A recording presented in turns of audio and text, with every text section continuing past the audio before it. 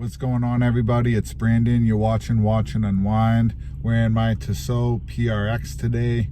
Love this watch. This is the Powermatic. I still think this is the best watch you can get for under $1,000. I don't think I've actually made a video on this watch yet, kind of in detail, so it's probably overdone on YouTube by now, but I'll be putting one of those out shortly.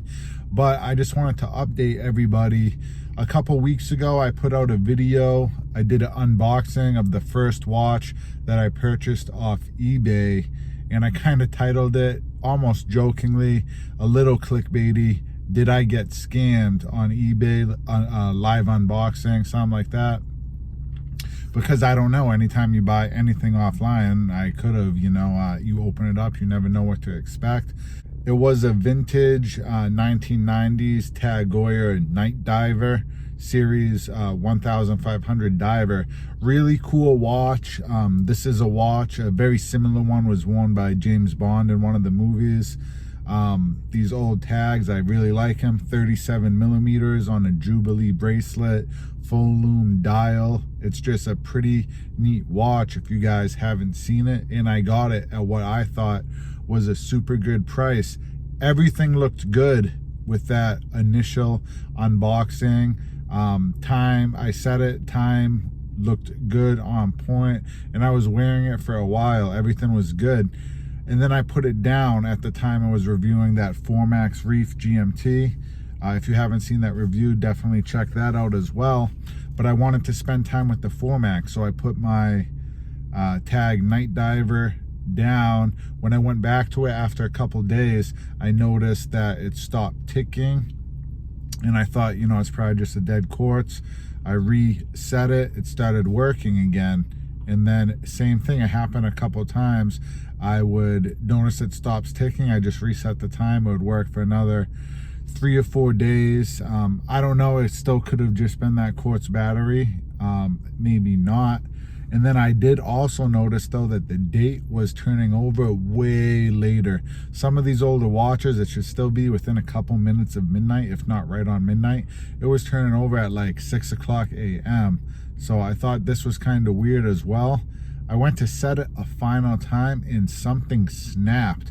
It's either the gears, the keyless works in there, or the stem of the crown, or both. I'm not even sure, but something snapped. I felt it. The crown feels super grindy now, and whenever I try to set the time, I can't manipulate the hands at all. So I kind of did get burned off eBay. It looked good, at the time. This was a seller that sold a bunch of vintage watches, and it's almost not even his fault, because when I had this watch initially for the first week or so, I'd set it, time was working just fine, and then I started to have these little issues that still maybe could have been the battery. I'm not quite sure. Leave it in the comments what you think. Is that normal for its quartz battery to work a couple days, stop, turn back on? I would think once the battery's dead, it's dead, but maybe that's a dying weak battery. But the final thing, the whole movement broke, and that's something you just can't really expect. So I did kind of get burnt on that, but it's really not the seller's fault, because I don't think he probably didn't know, So I did reach out to a specialist, someone that only deals with vintage Tag Heuer divers. They really specialize in the Series 1000s, which are really, really cool. A little bit different than this watch. This is the Series 1500, but they also specialize in this.